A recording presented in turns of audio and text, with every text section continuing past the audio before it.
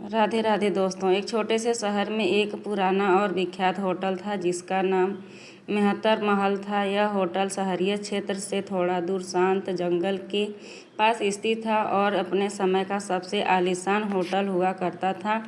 इसकी वास्तुशैली, अंदर की सजावट और वहाँ की सेवाएं यहाँ आने वाले हर व्यक्ति को मंत्रमुग्ध कर देती थी। परंतु सालों पहले एक बुरी घटना ने इस होटल को भूतहा बना दिया। लोग कहते थे कि इस होटल में एक परिवार की आत्माएं भटकती हैं जिन्होंने यही अपनी जान गंवाई थी। रात के समय होटल की ओर देखते ही लोगों के रोंगटे खड़े हो जाते थे। होटल के चारों ओर कटी फटी पेड़ों की छाया और होटल की टूटी फूटी खिड़कियों से छनकर आती अंधियारी रोशनी ने पूरे परिवेश को और भी डरावना बना दिया था। लोग मानते थे कि इस बुरी रात के बाद से ही वहाँ की आत्माओं को भटकना शुरू हुआ था। इस भयावहता के कारण शहर के लोग होटल से दूर रहते थे और किसी की भी हिम्मत नहीं होती थी कि वे वहाँ जाए। लेकिन एक समय ऐसा आया जब शहर के कुछ युवा उत्साहित इस रहस्य को सुलझाने का निर्णय लिया। उनके मंडल का नेता था रवि, एक साहसी और होशियार युवक जिसे डर का मतलब नहीं पता था। रवि ने अपने तीनों दोस्तों रोहन, सीमा और आरती के साथ इस भूतहा होटल का दौरा करने का फैसला किया। उन्होंने तय किया कि वे उन घटनाओं की सच्चाई जानने के लिए होटल में एक रात बिताएंगे। जैसे ही वे होटल पहुंचे, अंधेरा छा रहा था और हवाओं का शोर सुनाई दे रहा था। होटल के बाहर का माहौल ही डरावना वाला था, लेकिन रवि और उसके दोस्तों ने अपनी हिम्मत रखी और होटल के अंदर चले गए। होटल के अंदर का वातावरण बेहद रहस्यमय और भयानक था। दीवारों पे धूल जमी हुई थी, फर्श हर कदम पर झंझनाहट कर रहा था और हर कोने में रहस्यमय आवाज़ें सुनाई दे रही थी। उन्होंने रिसेप्शन होटल पे प्रवेश किया और वहाँ की हालात देखकर चौंक गए। पुराने फर्नीचर, टूटी हुई टेबल्स और धूल भरे काउंटर, वहाँ लगे पुराने चित्रों में होटल के सुखद दिनों की झलक मिलती थी। अचानक रवि को महसूस हुआ जैसे कोई उन्हें देख रहा हो। उसने अपने दोस्तों को शांत रहने के लिए कहा और मुख्य हॉल में आगे बढ़ने का सुझाव दिया।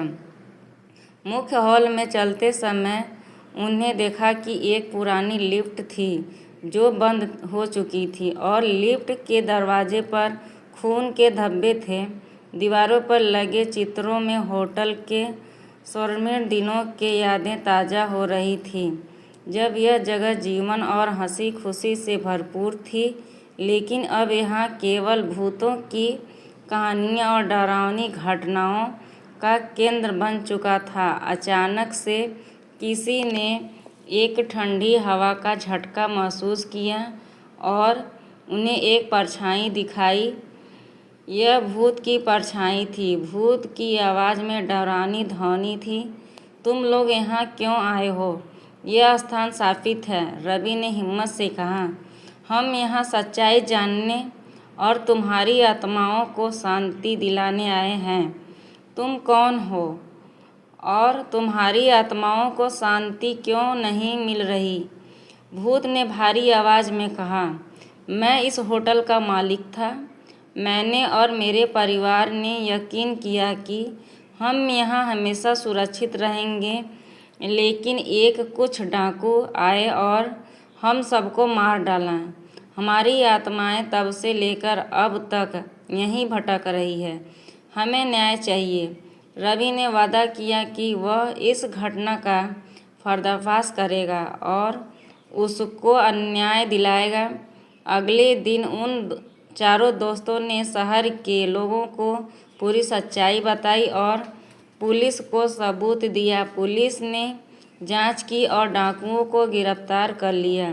जांच के दौरान उन्हें कई रहस्यमय तथ्य और सबूत मिले जिसमें डाकुओं को सजा दिलाए और मदद मिली। पुलिस ने पुराने कागजात खून के धब्बों और छुपे हुए गवाहों की तलाश की। पुलिस की जांच के बाद डाकुओं को पैसों के लालच में इन मासूम लोगों की हत्या करने का दोषी पाया गया। तब जाकर उन आत्माओं को शांति मिली और वे हमेशा के लिए मुक्त हो गए।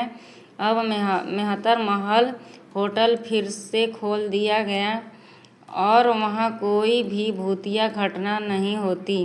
होटल की पुरानी शान धीरे धीरे लौट आई और लोग फिर से वहाँ आने लगे।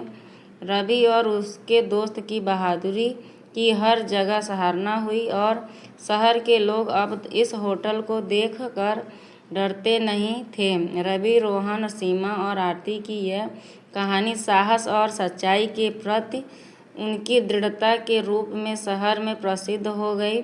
मेहतर महल अब न केवल एक आलीशान होटल था बल्कि एक ऐतिहासिक स्थल भी बन गया, जहां लोग इस होटल की भूतिया कहानी को सुनते और रवि और उसके दोस्तों के बहादुरी को सराहते। उन चारों दोस्तों को ऐसा मानता कि उन्हें न केवल एक रहस्य सुलझाया बल्कि एक परिवार को न्याय दिलाया कर उनके आत्माओं को हमेशा के लिए शांत कर दिया। मेरे चैनल को लाइक, शेयर, कमेंट और सब्सक्राइब करिएगा। Thank you.